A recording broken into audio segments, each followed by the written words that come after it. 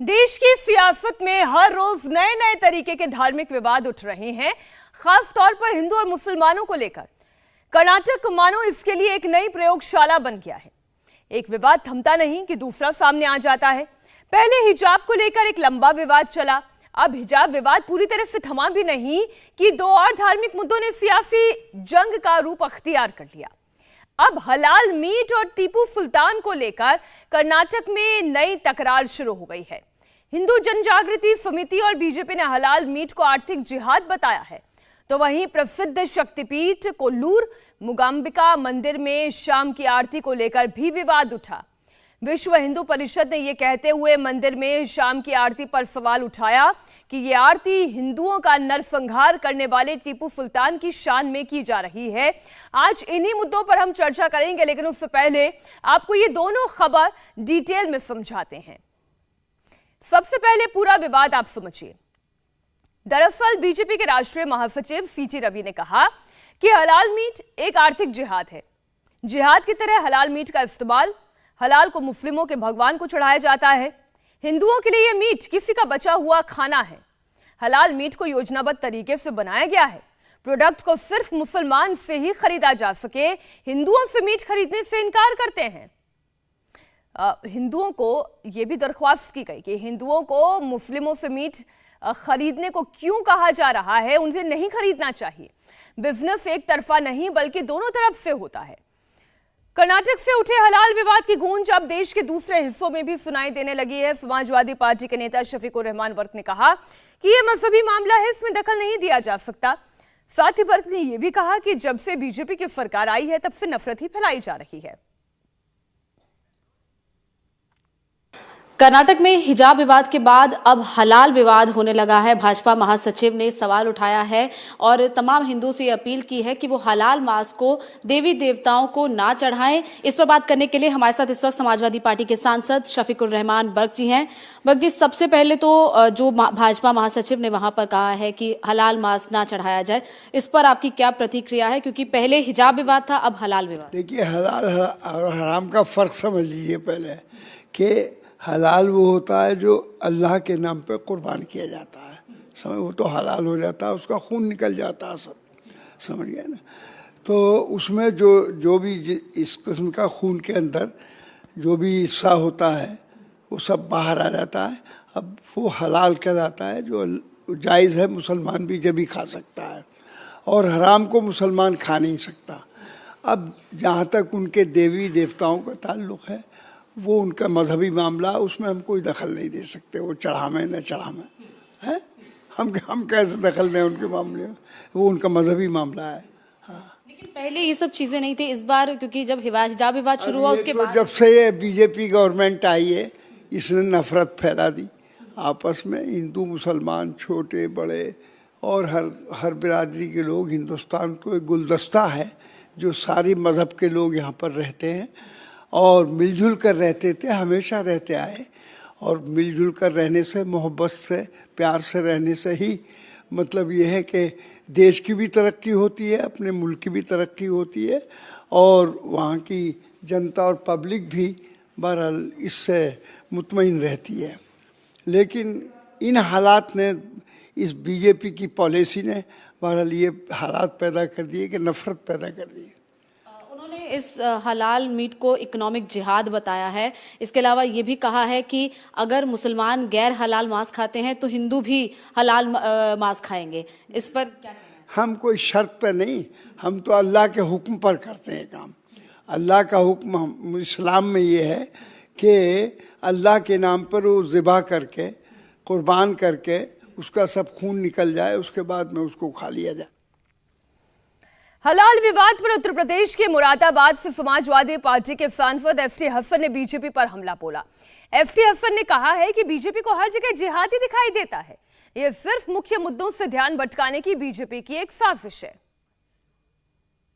Doctor ST Hasan साहब हमारे साथ हैं। सर, कर्नाटक में अब हलाल मीट को लेकर विवाद हो गया है। बीजेपी के नेता कह रहे हैं कि हलाल मीट नहीं खाना चाहिए क्योंकि हलाल मीट में आर्थिक जिहाद छिपा हुआ है।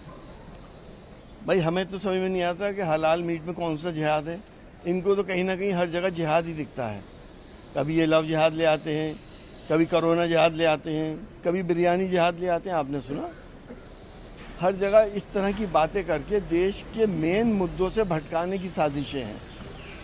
जब देश का ना विकास हो रहा, ना रोज़गार मिल रहा, महंगाई पे काबू नहीं पा रहे, पेट्रोल डीजल की कीमतें आसमानों पे पहुंच रही हैं, उसके बाद महंगाई कितनी बढ़ेगी, तो ये सिर्फ ध्यान भटकाने के लिए इस तरह की बात की जा रही है। अब ये बताएंगे क्या खाना है, क्या पहनना है, क्या बोलना है, कैसे रहना है। अब तो इन्हीं से सीखना पड़ेगा हम सब लोगों को। अब ये फैसले तो आप लोग करिए, आप चौथा पिलर हैं हमारी डेमोक्रेसी का, कि हम क्या डेमोक्रेसी के रास्ते से कहीं दूर तो नहीं चले जा रहे हैं। बीजेपी के नेता ये भी कह रहे हैं कि जो हलाल मीट होता है मुस्लिम पहले अल्लाह को चढ़ाते हैं, उसके बाद फिर बेचते हैं। वो क्या करते हैं क्या नहीं करते, ये क्या वो सही बोल रही है सर? अल्लाह के नाम पे उसको हलाल किया जाता है। जाहिर है मैं भी मुसलमान हूँ, मैं जानता हूँ। हम बग़ैर हलाल मीट हम मुस्लिम नहीं खाते। हमारे लिए खून भी हराम हैगा। वो जानवर जिसका खून ना निकला हो वो हम नहीं खा सकते, वो अलग मसले हैं। लेकिन आपकी माइथोलॉजी में तो हिंदुओं को तो मीट खाना ही नहीं चाहिए। अब बाकी तो आप बेहतर जानते हैं, क्योंकि आप एक अच्छे हिंदू हैं, आपको मालूम होना चाहिए कि क्या ये इसमें फ़ायदा है, क्या नुकसान है। अब एसटी हसन का सीधा आरोप यह था कि भारतीय जनता पार्टी हर चीज में जिहाद ढूंढ रही है। हमारे साथ 4 बेहद खास मेहमान जुड़ गए। हमारे साथ मोहन विश्वा जुड़ गए हैं, आप बीजेपी के प्रवक्ता हैं। इस्लामिक स्कॉलर फिरोज बख्त अहमद हमारे साथ जुड़ गए हैं। इस्लामिक स्कॉलर मुफ्ती मंजूर जुड़ गए हैं और मौलाना रशीदी जी भी हमारे साथ जुड़ गए हैं। आप भी इस्लामिक स्कॉलर हैं। आप तो सभी मेहमानों का स्वागत है। मैं सबसे पहले आपसे जानना चाहती हूँ विश्वा जी कि ये अचानक से इकोनॉमिक जिहाद हलाल मीट को लेकर ये कहां से पैदा हो गया? मीनाक्षी जी, पहले मैं बताना चाहता हूँ कि ये तो अभी से चालू नहीं हुआ है। हलाल का बारे में तो पिछले 10 साल से तो चल रहा है। अभी क्या हो गया कि पिछले 2-3 महीने से घर में क्या क्या इश्यूज हो गया ना, वो हिजाब के बारे में इतना बड़ा प्रोटेस्ट हो गया। बाद उन लोगों ने ही हाई कोर्ट के लिए गया। हाई कोर्ट ने पहले एक सदस्य पीठ का एक जजमेंट दिया, उसके बाद का पीठ का पूरा 3 वीक का पूरा आर्ग्यूमेंट होने के बाद भी एक जजमेंट दिया। उसके बाद भी इन लोगों ने क्या किया, प्रोटेस्ट किया, बंद किया और लोगों ने पूरा संविधान के ऊपर ही चले गया। इन लोगों को खुद के ऊपर के भरोसा नहीं है, उसके बाद कायदे के ऊपर भरोसा नहीं है, अभी न्यायालय के ऊपर भरोसा नहीं है। ये क्या किया कि समाज में ये पूरा रिएक्शन हो रहा है। ये तो इसे नहीं चल रहा है, सब लोग अच्छा, ये उस एक्शन का रिएक्शन है जो इन तमाम मीट व्यापारियों ने किया। इन्होंने एक तरीके से बंद का कॉल कर लिया, अपनी दुकानें बंद कर ली, सेल बंद कर दी, ये अपनी ओर से नाराजगी दिखाने के लिए। और इसलिए अब इसके उलट आप लोग नाराजगी अपने दिखाने के लिए इसे एक जिहाद का रूप दे रहे हैं, या फिर वाकई में आप लोगों को इस बात से आपत्ति है कि हिंदू देवी देवताओं को चढ़ाने वाला मीट हलाल का नहीं होना चाहिए? नहीं, इसको जिहाद का रूप हम नहीं दे रहा है। एक्चुअली ये तो आर्थिक है, ये तो चल रहा है। हलाल का मतलब क्या है? इस्लाम में आप क्या बोलते हैं वो मांस खाने के पहले एक प्रोसीजर है, ऐसा ही कट करने का, ऐसा पूरा करने के, खून पूरा देह से निकलने का है, उसके बाद ऐसा कटने करने का है, उसके बाद ही खाने का है। उस धर्म का फिर हमको क्यों फॉलो करने का है हिंदुओं को?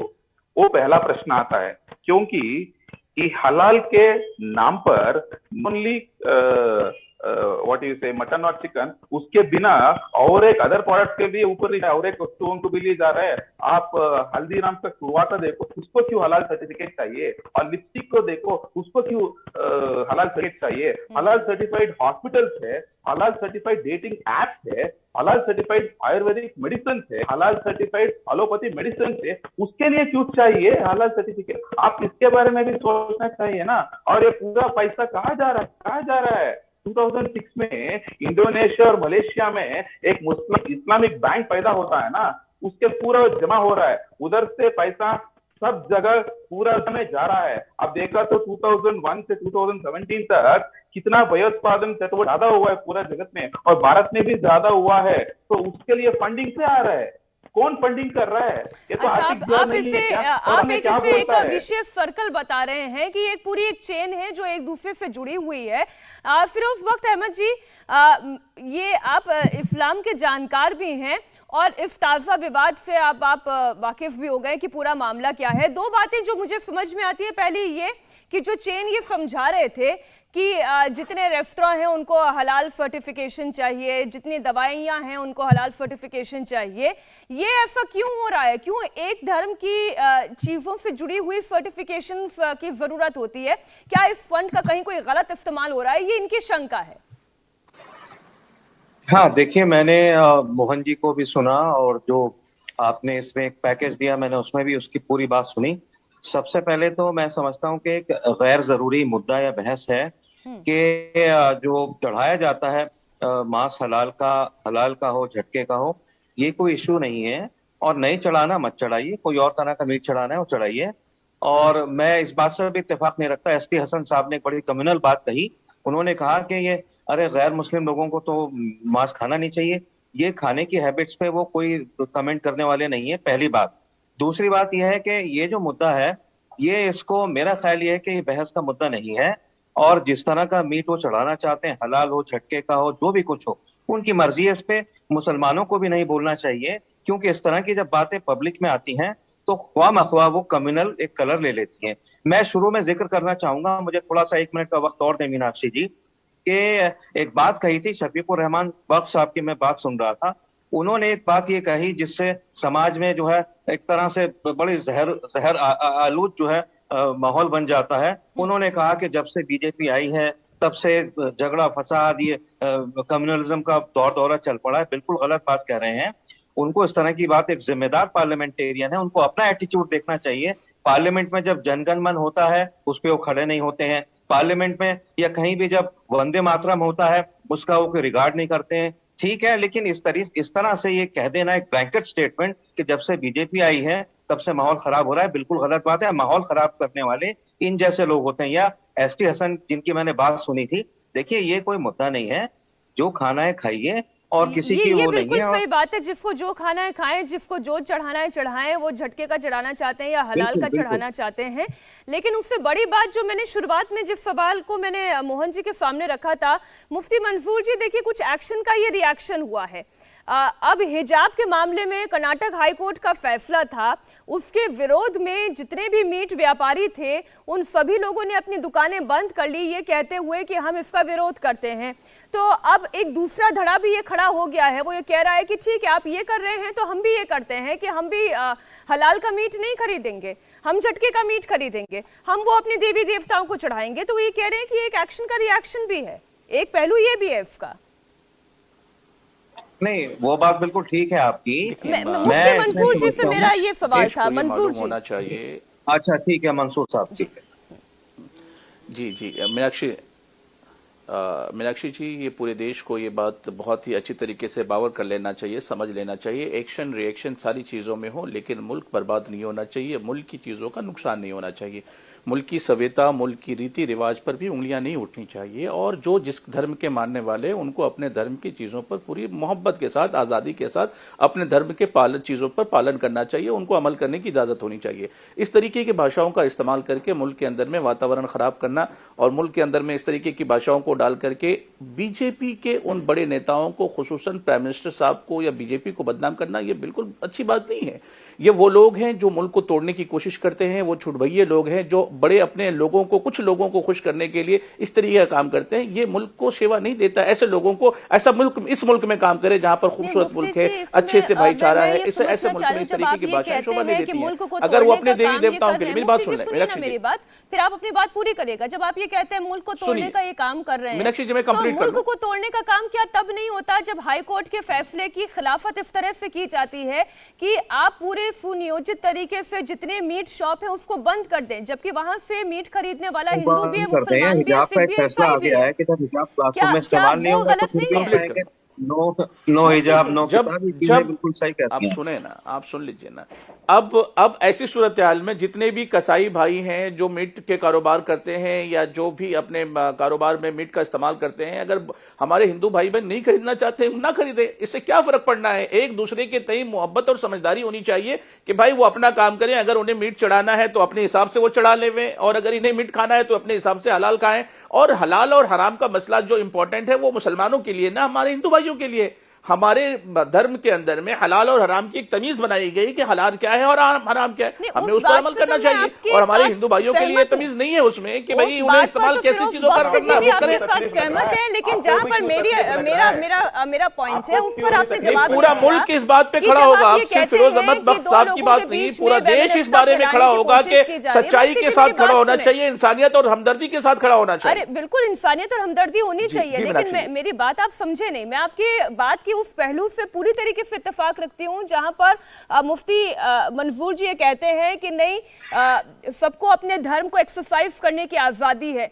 लेकिन जब मैं यही सवाल पूछती हूं कि कर्नाटक हाई कोर्ट के फैसले का इस तरीके से इसकी खिलाफत की जाए कि सारे के सारे मीट शॉप्स बंद कर दिए जाएं, ये रिएक्शन, क्या ये दूरियां पैदा करने वाला रिएक्शन नहीं है?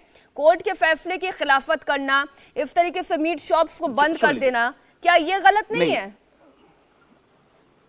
ये अब मीनाक्षी जी सुन लें और देश भी इस बात को सुने। बहुत खूबसूरत बात आपने पूछा है। मैं आपको बता देना चाहता हूं कि ये कानूनी पहलू हैं और कानूनी पहलुओं के अंदर में एक कोई भी फैसले की मुखालफत की जा सकती है और उस मुखालफत में हम आगे बढ़ करके सुप्रीम कोर्ट का दरवाजा खटखटा सकते हैं और अपना रिएक्शन देने का इख्तियार तो है ना बहन जी, तो वो अपना रिएक्शन इख्तियार दे रहे हैं। ऐसी सूरत में आप कहें कि हम आपके साथ बिजनेस नहीं करेंगे, भाई रिएक्शन कीजिए। ऐसा ना कहें कि आपके साथ धंधा नहीं करेंगे, आपका मीट नहीं लेंगे, आपकी दुकान का सामान नहीं खरीदेंगे, हम आपसे बात नहीं करेंगे। पंजाब के ऊपर फैसला सुनाया, ये बात वहां के मुस्लिम मीट व्यापारियों को पसंद नहीं आई, उन्होंने अपना रिएक्शन दिखाया। इस रिएक्शन को हिंदू आइडियोलॉजी को मानने वाले लोगों ने पसंद नहीं किया तो उन्होंने अपना रिएक्शन दिखाया। ये चेन ऑफ रिएक्शन है। फिर इसमें आप किसकी गलती ढूंढेंगे? क्या ये रिएक्शन कि हम तुम्हारे साथ धंधा नहीं करेंगे? मैं एक मिनट आपके पास मौलाना रशीदी जी भी हमारे साथ जुड़े हुए हैं, कमेंट रशीदी जी का भी मैं एहतजाज दर्ज कराया कि हम अपनी दुकान बंद रखेंगे, एहतजाज दिखाया कि अपने कारोबार हम बंद रखेंगे, एहतजाज दिखाया कि हम अपने कारोबार को बंद करेंगे, ये स्वागत कराना चाहते हैं, हमें तकलीफ होती है और ये तो नहीं कहना कि आपके साथ बिजनेस नहीं करेंगे, हम आपके साथ धंधा नहीं करेंगे। रशीदी जी, अब मुझे ये बताएं कि अब गलती किसकी, किसे दोषी ठहराएं इस मामले में? और एहतजाज दर्ज कराने के साथ साथ उन्होंने आला कोर्ट के में अपने आप को पेश कर। मौलाना रशीदी जी अब बोलना चाह रहे हैं, उनकी भी बात सुन ले फिर ये मुफ्ती मंजूर जी। कॉन्स्टिट्यूशन ने यही राइट तो हमें दिए। रशीदी जी बोले। देखिए मीनाक्षी जी, एक सरकारी डाटा है कि हिंदुस्तान के अंदर 71% लोग गोश्तखोर हैं, मीट खाते हैं, और मुसलमान इस देश में 14 से 15% है, जो सरकारी आंकड़े हैं। तो बाकी जो लोग हैं ये हिंदू लोग हैं जो मीट खा रहे हैं। अब जाहिर बात है अगर मीट की दुकानें बंद होगी तो इनको परेशानी तो होगी ना। उस परेशानी को लेकर ये रिएक्शन दे रहे हैं, इसको जिहाद बता रहे हैं, क्योंकि इनको मीट नहीं मिल रहा है। ये बड़ी बात है, इसको समझना चाहिए। दूसरी बात, किसी भी आदमी को ये इख्तियार है हमारे संविधान में कि वो जो चाहे खाए, जो चाहे पहने। अगर आपको हलाल मीट नहीं खाना है तो मत खाइए, आपको हमें झटके का मीट नहीं खाना है तो हम ना खाएं। इस पर यह कहना कि साहब ये रिएक्शन उस चीज का है कि उन्होंने हिजाब के मामले में दुकानें बंद कर दी, तो इस पर ये साहब बैठे हुए बोल रहे हैं आपके टीवी पर कि ये उसका रिएक्शन है जो हम इसको जिहाद बता रहे हैं। अरे भाई, इसको जिहाद मत बताइए, ये कहिए कि हमारी भूख नहीं मिट रही है, हम खाना चाहते हैं, आपने दुकानें बंद कर दी तो हमारी भूख का क्या होगा, तो इसलिए आप बोलिए कि दुकानें खोलिए, हम खाना चाहते हैं। इसमें क्या दिक्कत है आपको बोलने में? जिहाद का नाम देकर ये जो रशीदी जी कह रहे हैं, क्या वही कारण है मोहन जी? नहीं, वो तो कारण नहीं है। मेरे को अभी तक एक उत्तर नहीं मिला है। नॉन वेज प्रोडक्ट के ऊपर उसके बारे में बात कीजिए ना। उधर हो रहा है आर्थिक जिहाद, उसके बारे में बताइए। हिंदू धर्म वो अभी तक उतना जागरूक नहीं था, अभी जागरूक हो रहा है। जागरूक करने का माध्यम भी जागरूक कर रहे हैं, हम लोग भी जागरूक कर रहे हैं, और राइट विंग एक्टिविस्ट भी जागरूक कर रहे हैं। अभी सबको पता हो रहा है, डिस्कशन अभी चालू हुआ है। ऐसा नहीं कि हमको खाने के लिए जी ऐसा कर रहे हैं, मोहन नहीं जी, ऐसा नहीं है। ये थोड़ा तो सा मेरे बहुत समझ के बड़ा- बाहर है कि ये जो जागरूकता लाई जा रही है, क्या इस जागरूकता को लाने के पीछे भी किसी मंशा का इस्तेमाल किया जा रहा है? क्योंकि ये बात तो तय है, अब हिंदू हो चाहे कोई धर्म का हो, वो जहां से मीट खरीदना चाहता है वो वहां से मीट खरीदेगा, मैं अपनी वो बात पूरी चढ़ाएगा। करूं कि ना करूं? मैं बहुत माफी साक्षी, के मैं साथ अपनी मेरे बात पास पूरी समय इतना करूं ही कि ना था। करूं? रशीदी जी, मुफ्ती मंजूर जी, फिरोज बख्श जी, मोहन विश्वा जी, आपका बहुत बहुत शुक्रिया इस चर्चा में शामिल होने के लिए। इंडिया टीवी हर वक्त हर जगह डाउनलोड करने के लिए सर्च करें India TV news Google play store या ऐप स्टोर पर।